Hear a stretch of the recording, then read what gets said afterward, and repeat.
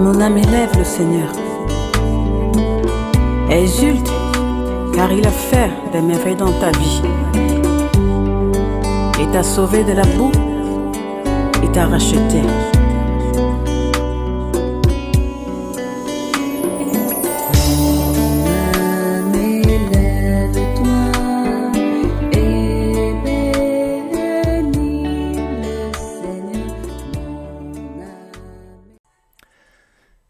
H 00 dans le studio de Christ Radio. Nous sommes le 22 octobre 2020 et nous continuons donc notre réflexion sur, alors pour essayer de comprendre, parce que vous savez que c'est intéressant de voir le fil conducteur de nos émissions, moi je trouve ça très bien.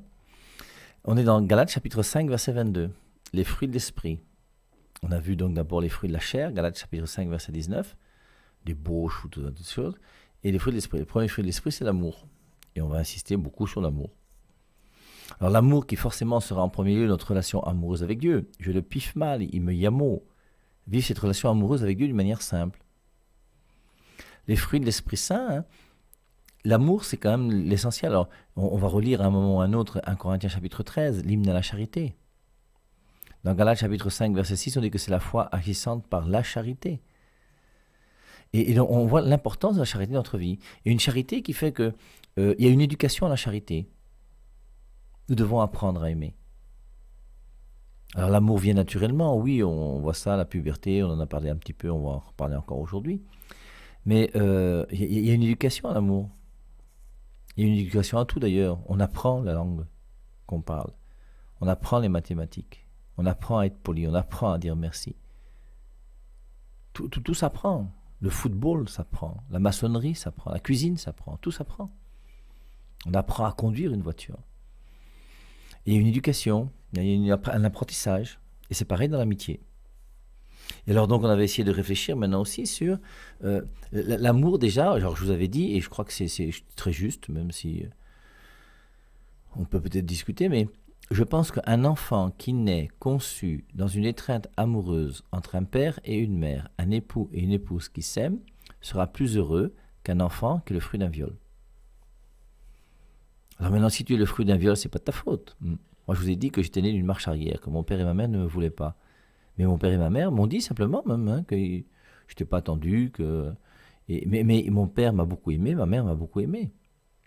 Et à partir du moment où tu es aimé de tes parents, même si tu n'as pas été désiré, l'amour de tes parents va te combler. Et c'est pour ça que quand tu as la chance d'avoir un père qui est formidable et une mère qui est formidable, ça t'équilibre d'une manière formidable. Quand on a des familles qui sont toutes recroquevillées, retrouvées, forcément ça fait des choses bizarres. Quand un enfant a 3 ans, 4 ans, commence à son père qui s'en va, et puis la femme qui va trouver un autre mari après, qui devient... forcément c'est plus compliqué à gérer. Et c'est pour ça que l'amour c'est quelque chose d'important, et il faut que chacun d'entre nous puissions réfléchir. Alors, première des choses, vous voyez, que chacun d'entre nous, dans notre cœur, nous soyons capables de regarder toutes les blessures affectives que nous avons. Personne d'entre nous ne peut dire qu'il a été suffisamment aimé. On a tous été mal aimés. Mais même moi, là, il y a des moments où par rapport à tes frères et tes sœurs, tu es jaloux. À un moment, je voulais me jeter de... Mon père avait une maison à 2 étages, tout en pierre, très belle maison. Et je dormais au 2e étage, une très jolie chambre, avec une jolie fenêtre, en arc de cercle. Et puis je pensais dans ma tête me jeter de la fenêtre par terre pour voir si une fois que j'aurais la tête éclatée au sol, mon père et ma mère seraient venus et auraient pleuré ma mort. Ce sont des idées qui sont passées dans ma tête. Je ne sais pas si parmi vous c'est des idées pareilles qui sont passées, mais ce sont des idées qui n'ont ni queue ni tête, ça ne sert à rien. Et c'est vrai que lorsqu'on a la chance d'avoir un père et une mère, surtout s'ils nous aiment, alors quand on a un père qui nous viole, c'est autre chose, je suis d'accord avec vous, mais la plupart du temps, quand même, il faut reconnaître qu'un père et une mère, c'est quand même quelque chose d'extraordinaire. Et une mère défendra toujours son enfant. Même s'il est en prison, elle va venir à Konengi tous les jours. Une mère, l'amour d'une mère, c'est extraordinaire. Alors, on pourrait faire allusion à la Vierge Marie, bien sûr, parce que quelque part, c'est notre mère. Jésus-Christ nous la donne comme mère. Mais en revenant à l'amour, vous voyez, dès l'origine, si on a pu grandir dans un milieu où l'amour était présent, nous sommes infiniment plus épanouis et heureux que partout ailleurs. Et le véritable bonheur de l'homme, c'est pas de marcher sur 2 pieds. Alors, on est heureux de marcher sur 2 pieds. On a de la peine pour ceux qui sont paralysés, pour ceux qui n'ont qu'un seul pied, pour ceux qui ont eu des problèmes de santé, c'est clair. Mais c'est pas ça la chose la plus importante. La chose la plus importante, c'est d'aimer. Pour un homme, vivre, c'est aimer. Un homme qui n'aime pas, c'est un homme qui est mort. C'est pour ça que la première épître de Jean dira que celui qui n'aime pas son frère est un meurtrier. Ce qui fait le feu, la flamme de ma vie, c'est ma relation amoureuse, mon amour. Il n'y a rien de plus important que l'amour. Alors, donc c'est pour ça que c'est important qu'on puisse y réfléchir aussi. Et qu'on puisse au moins donner des conseils, vous voyez.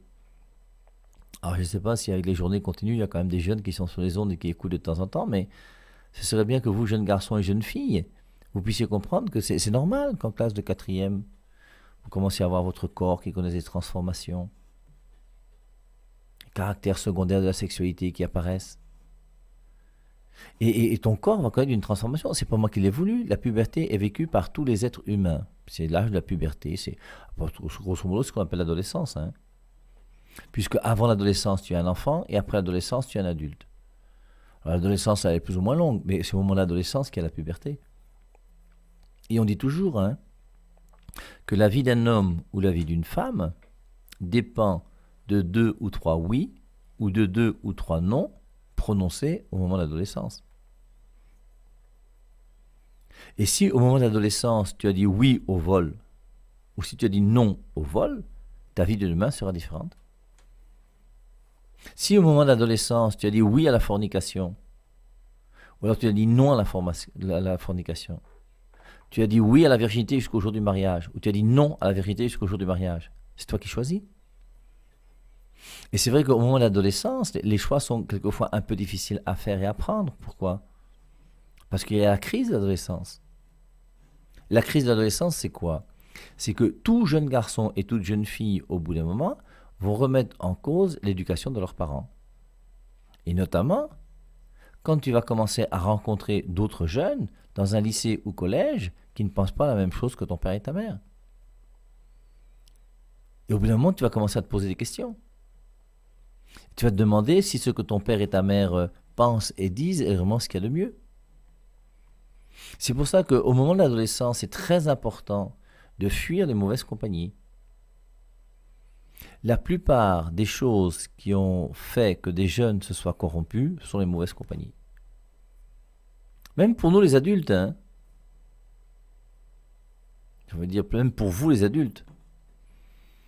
Un adulte aussi, il faut que l'adulte soit capable de choisir des gens qui sont valables. On ne marche pas avec des gens corrompus, on ne marche pas avec des gens pourris. Je prends un exemple que je vous ai déjà donné plusieurs fois sur les ondes. Toi, tu as un ami que tu aimes bien. Tu vas manger chez lui de temps en temps. Et lui, de temps en temps, il vient même manger chez toi. Ta femme le connaît. Et toi, tu connais sa femme. Et toi qui es un ami, le vendredi soir ou le samedi soir, tu pars à Soa prendre un poulet DG pour aller rencontrer la petite de ton ami, qui l'aide là-bas à l'université. Tu n'as pas le droit. Ce sont des mauvaises compagnies. Et il faut lui dire, comme tu vois mon ami, moi je ne suis pas d'accord avec ton comportement. Tu ne peux pas m'inviter à aller manger la nourriture de ta femme et me faire venir avec toi à Soa là-bas pour manger la nourriture de ta petite. Ça, c'est pas possible. Et qu'ils comprennent que si maintenant il veut faire ses mapanes, qu'il fasse ses mapanes, mais qu'il ne fasse pas ses mapanes avec toi. Et nous devons être capables de marcher avec des gens qui sont des gens qui nous aident à grandir. Et au bout d'un moment, comme la plupart des gens ont leur petite, ou que tout le monde... Ben toi, qu'est-ce que tu vas faire ? Ça va t'influencer. Au bout d'un moment, tu vas faire comment ? Ben tu vas faire comme tout le monde. Mon père, on va faire comment ? Tout le monde fait comme ça. Bien non, tout le monde ne fait pas comme ça. Les saints et les saintes n'ont pas fait comme ça. Les saints et les saintes, c'est Matthieu chapitre 5. Après les béatitudes, les versets 12, 13, 14, vous êtes le sel de la terre. Vous êtes la lumière du monde. Et les saints et les saintes ont été lumière du monde. Alors quelquefois ils ont été massacrés, quelquefois ils ont été torturés, quelquefois on les a tués, oui. Mais une chose qui est sûre, c'est que en étant sel de la terre et lumière du monde, je connais le véritable bonheur. Et ma vie n'est pas une vie qui est fade. La vie fade, c'est la vie de tous ces gens qui n'ont aucune motivation personnelle. Tout le monde fait comme ça, moi aussi je fais comme ça. Alors comme tout le monde vit mal, moi aussi je vis mal. Comme tout le monde pêche, moi aussi je pêche. Bon courage. Alors, c'est important, vous voyez, de comprendre que vous, jeunes garçons et jeunes filles, lycée, collège, étudiants, tout ça, non. Attention aux mauvaises compagnies. Et les mauvaises compagnies, c'est la première des choses qui va détruire votre vie. Et je vous rappelle qu'à partir du moment où vous, jeunes garçons ou jeunes filles, vous commencez à marcher avec des garçons ou des filles, qui fait que en marchant avec eux, vous commencez à désobéir à vos parents, c'est qu'il y a quelque chose qui ne va pas. Quelqu'un qui veut vous séparer de votre père et de votre mère, c'est quelqu'un qui ne vous aime pas. Toute personne qui essaie de mettre une différence entre toi et une distance entre toi, ton père et ta mère, c'est quelqu'un qui ne t'aime pas. Et le pire de ces gens-là, c'est les Mbutuku, qui au nom de la Bible font croire à leurs enfants, à certains enfants que leurs parents sont des diables. Comment quelqu'un de sensé peut croire qu'au nom de Jésus-Christ, tu dois dire à ton père et à ta mère, vous êtes des diables? Alors que le commandement de Dieu, le quatrième, le premier commandement pour le prochain, tu honoreras ton père et ta mère. La Bible ne dit pas tu honoreras ton père et ta mère s'ils sont gentils. Tu honoreras ton père et ta mère si... Non. Tu honoreras ton père et ta mère.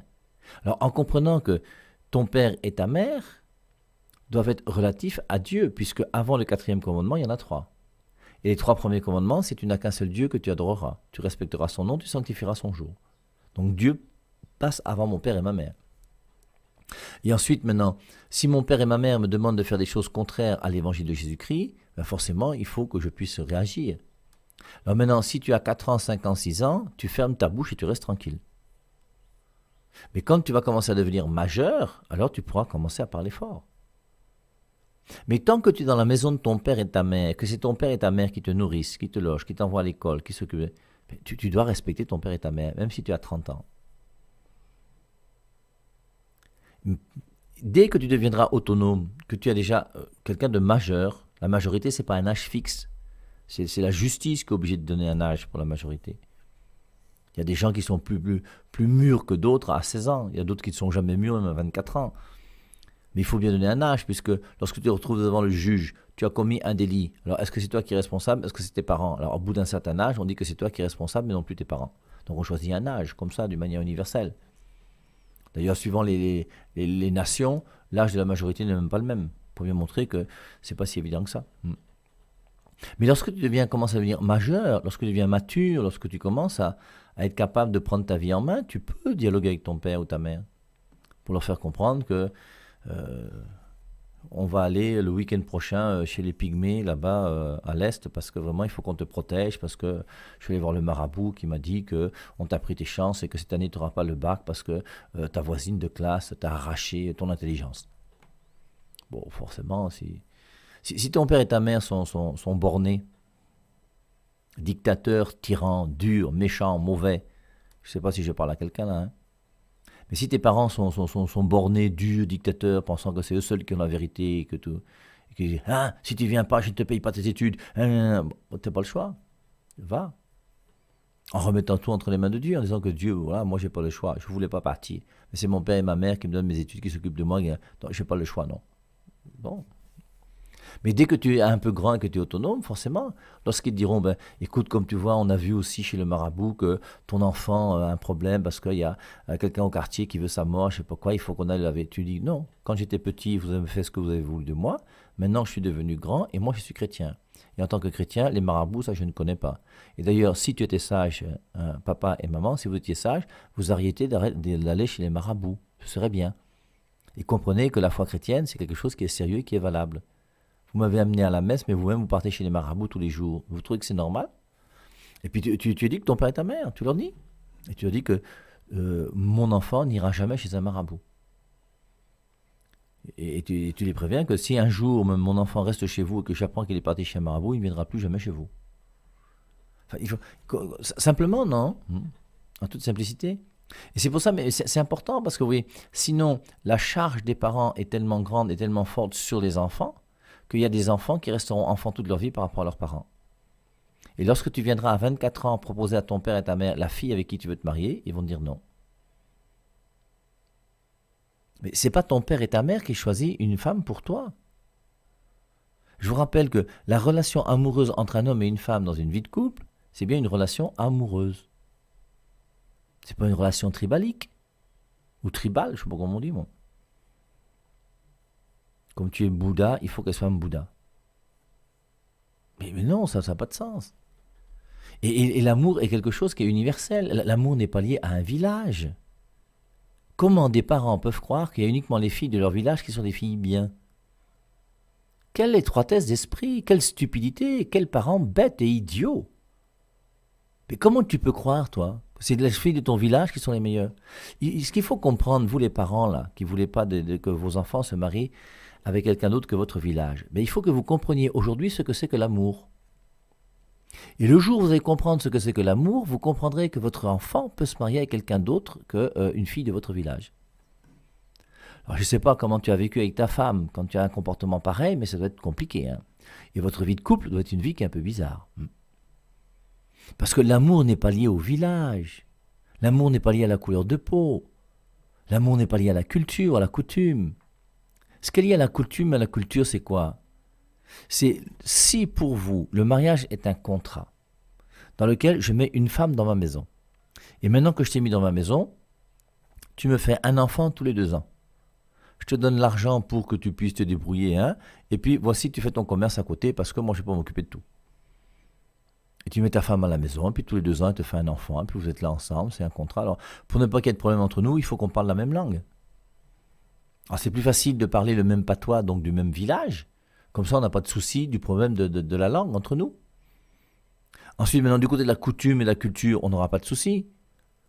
Parce que tu sois du nord avec les lamidos et tous les rites qui sont là-bas, ou de l'ouest avec les traditions, forcément, si vous avez 2 cultures différentes, c'est compliqué. C'est très compliqué.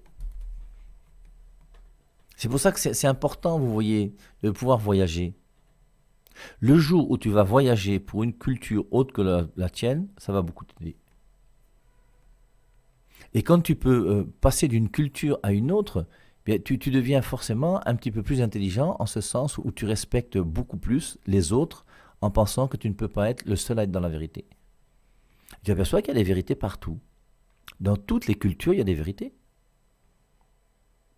Que ce soit la culture de l'Est, la culture du Centre, la culture de l'Ouest, la culture du Nord, que ce soit la culture américaine, la culture égyptienne, prenez toutes les cultures que vous voulez. Dans toutes les cultures, il y a des bribes de vérité quelque part. Et dans toutes les cultures, il y a une sagesse. Alors qui n'est pas aussi grande forcément que la sagesse de Dieu lui-même qui va venir nous donner la révélation. Mais il y a des choses intéressantes dans toutes les traditions. Et maintenant, alors, si pour moi le mariage c'est un contrat entre un homme et une femme, ben c'est sûr, ben, si on fait un contrat, il vaut mieux qu'on s'entende déjà sur la langue qu'on parle, sur la manière de la culture qu'on vit, sur les mets qu'on prépare et sur tout le reste. Mais il est clair que l'amour c'est autre chose que ça. Et c'est pour ça que l'amour peut faire, hein, que je peux me marier avec n'importe qui, ça n'a pas de souci. Alors bien sûr, homme-femme, il faut préciser, surtout que Pape François aujourd'hui là, nous a dit des choses assez intéressantes, donc on en parlera peut-être si vous avez des questions.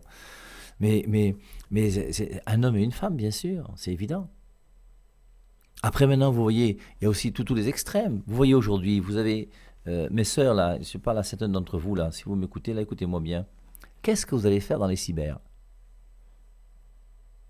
Toi qui veux un blanc là, parce que le blanc est comment? Il est sucré. Le blanc est quoi? Plus intelligent, plus amoureux, il aime plus, il est plus fidèle. Peut-être qu'il y a quelque chose dans la culture déjà. Moi, je vous rappelle que j'ai été scandalisé quand je suis arrivé ici en 1987 de voir qu'un professeur pouvait coucher avec une élève. En tout cas, dans l'éducation que moi j'ai reçue et dans le milieu dans lequel j'ai grandi, dans l'établissement scolaire où j'ai fait de 6e en terminale et j'ai fait 9 ans parce que j'ai redoublé la seconde et la terminale, mais c'était impensable pour moi de pouvoir imaginer qu'un professeur puisse coucher avec une élève. C'était impensable. Si bien que lorsqu'on m'a dit ça, moi je ne croyais pas. Jusqu'au moment où il a fallu que j'ai les preuves sous les yeux, que je vois des choses qui sont bizarres.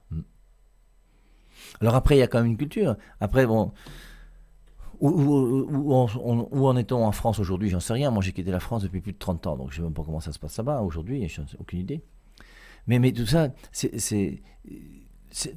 qu'est-ce que je vais chercher en cherchant à vouloir mener une vie de couple avec un blanc? Vous avez des gens qui sur leur site, semble-t-il, puisque il y a amour.com, cherchemarie.fr, je ne sais pas quoi, ou c'est ce que vous voulez. Ben, dans tous ces sites-là que vous cherchez de retrouvailles amoureuses, ben, il y a des gens qui disent, moi, je cherche un blanc, je ne veux pas de Camerounais, je ne veux pas de noir. C'est du tribalisme déjà du côté de l'amour. Et ensuite, maintenant, une chose qui est sûre, c'est que tu ne peux pas connaître quelqu'un à travers le net. On ne peut pas se marier à travers le net. Et la raison, c'est toujours la même, c'est quoi? Pourquoi est-ce que tu peux te marier avec une fille qui n'est pas dans ton village? Pourquoi tu ne peux pas te marier avec un homme que tu connais sur le net? Parce que dans un cas comme dans l'autre, ce qui fait la relation amoureuse entre un homme et une femme dans une vie de couple, c'est justement cette relation amoureuse. Et tu ne peux pas avoir de relation amoureuse à travers le net. Tu ne peux pas connaître quelqu'un uniquement par le téléphone. Alors tu peux avoir une certaine connaissance de cette personne. Et la preuve, c'est que vous avez même des gens qui vous appellent au téléphone et qui vous arnaquent. Donc tu ne sais même pas si la personne qui est là t'arnaque, est solide ou pas. Et il y a des gens qui appellent au téléphone et qui mentent. Il y a des gens qui vous appellent sur le net et qui mentent.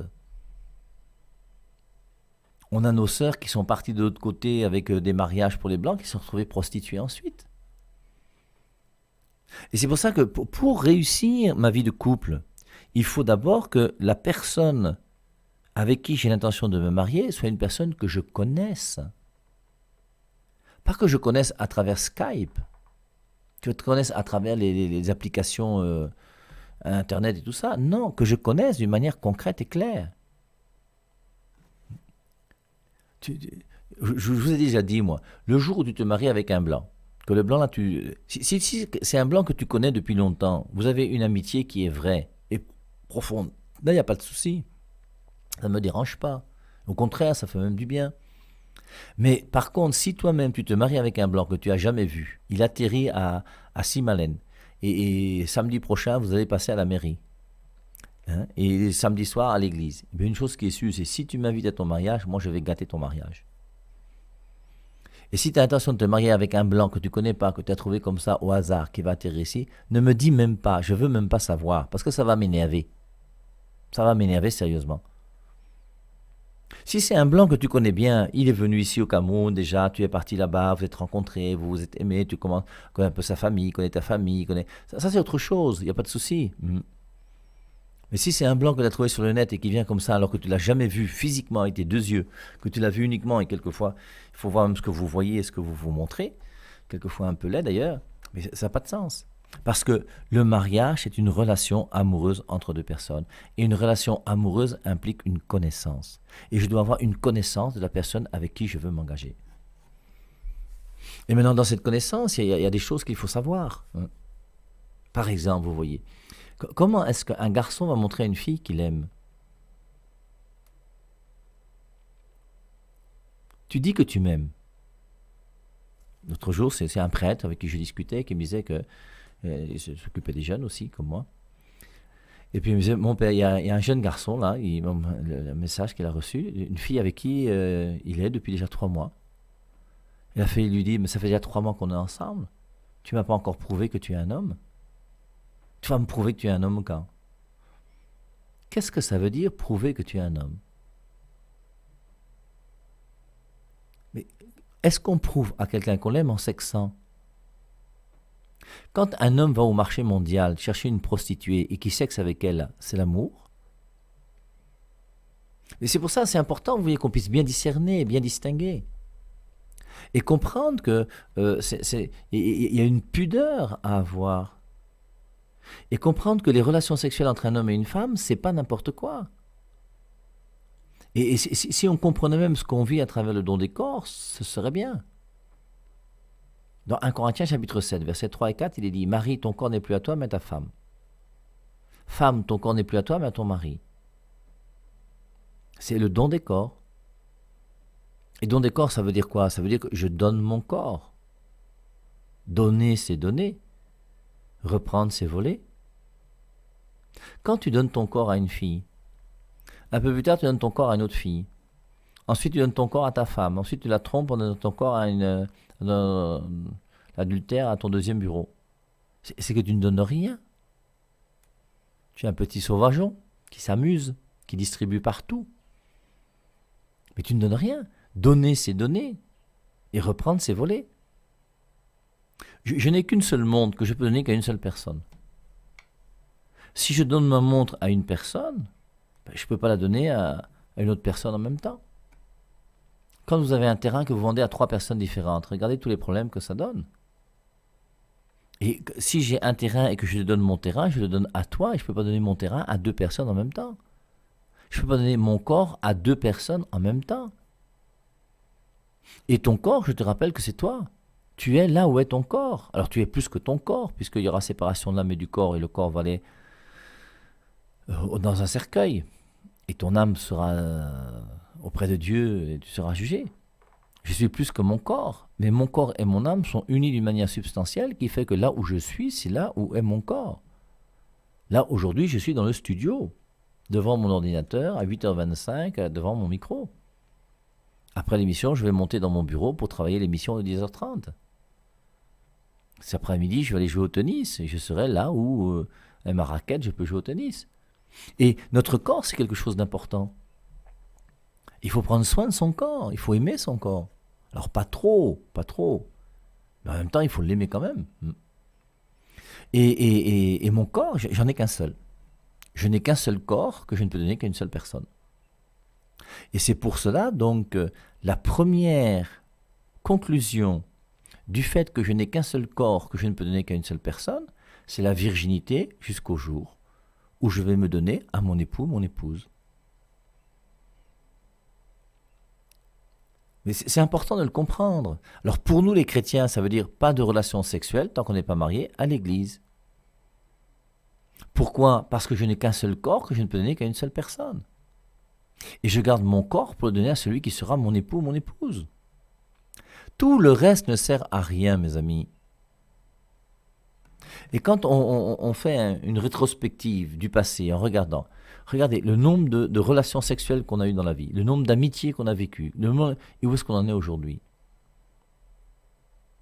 C'est important de faire un bilan de santé. Hein. Ceux qui ont l'argent vont souvent là-bas chez les Blancs pour faire un bilan de santé. Mais nous faisons ici sur la 100.3, sans argent, un bilan de santé de notre vie affective, sentimentale, sensuelle, sexuelle. Et c'est pas mauvais, hein. Rappelle-toi la première fille avec qui tu as sexé. Ou le premier garçon avec qui tu as sexé. Tu peux même commencer d'abord la première garçon ou la première fille avec qui tu as mop. Et ensuite, tu commences, année après année, tu essaies de voir, lycée, université, parti travailler à droite, à gauche, après, voilà. Et où est-ce que tu en es aujourd'hui ? Sans compter ceux qui, à travers ces relations sexuelles, ont attrapé le sida. Les MST. Sans compter en plus ceux qui, à cause de relations sexuelles, ont avorté. Et l'avortement, c'est quand même un crime. Et au bout d'un moment, on voit quand même que du côté de l'amour et de la sexualité que Dieu a voulu pour nous et qui est pour nous épanouir, pour notre épanouissement, pour notre bonheur, on en arrive malheureusement à trouver qu'il y a beaucoup de catastrophes. Et pourquoi il y a ces catastrophes ? Pas à cause de Dieu, à cause de nous les hommes. Ce que Dieu a fait est bien. Il a créé Adam et Ève. 6e jour, il les a bénis. Genèse 1,28, et il leur a dit, après les avoir bénis, il leur a dit, soyez féconds, multipliez la terre, remplissez-la. Et Dieu a voulu l'homme pour la femme et la femme pour l'homme. Et cette relation entre l'homme et la femme pour donner la vie est une relation qui doit être vécue dans l'amour. Et c'est pour ça que une fois que mon corps commence avec la puberté à connaître ses caractères secondaires de la sexualité et que les filles commencent à avoir leurs règles et leurs menstrues et que les garçons commencent à avoir leur pollution nocturne parce que tout ce qui regarde la sexualité, la génitalité se met en marche, eh bien une fois que mon corps est capable de donner la vie, j'ai mon cœur qui va commencer à aimer. Et c'est pour ça que je ne crois pas moi, aux amitiés avant la puberté. Première fille que j'ai aimée, c'était Françoise, classe de seconde. Avant ça, mais bien sûr, on a tous écrit des lettres d'amour en classe de 5e. Je t'aime, tout ça, oui, bien sûr, c'est normal. Romantisme bizarre. Mais le véritable amour, à mon avis, ne commence pas avant la puberté. Et ensuite, donc, tu vas commencer à avoir ton cœur qui va commencer à battre pour un garçon ou pour une fille. Et maintenant que mon cœur commence à battre pour un garçon ou pour une fille, je fais comment ? Et c'est pour ça qu'il y a toute une éducation à l'amour. Et dans les lycées et collèges, on appelle ça l'EVA, éducation à la vie et à l'amour. Et une éducation qui est donnée alors par les religieux et les religieuses, nous au collège Vogt par exemple. avec un grand spécialiste comme le Père Jean Benoît. Je vous recommande d'ailleurs sa brochure. Il a écrit une brochure qui est très belle, il faut la trouver et la donner à vos enfants. Depuis la 6e jusqu'à l'université, c'est une brochure. Si vous n'avez jamais parlé d'amour et de sexualité à vos enfants, débrouillez-vous à trouver la brochure du Père Jean Benoît pour réussir ta vie sentimentale et sexuelle, et donne cette brochure-là à ton enfant pour qu'il la lise. C'est important, parce qu'il faut faire l'éducation de nos enfants. Et cette éducation ne devrait pas être faite uniquement par le Père Jean Benoît ou les prêtres. Moi, je vous ai dit qu'en classe de 6e, 5e, 4e, quand j'étais au CS bilingue de Berthois, je dessinais un utérus au tableau, j'expliquais aux garçons et aux filles ce que sont les règles et les menstrues. Parce que, comme je vous l'ai dit, j'avais vu un élève de 4e engrosser une fille de 6e. Mais c'est les parents qui doivent faire cela. Et c'est votre travail à vous.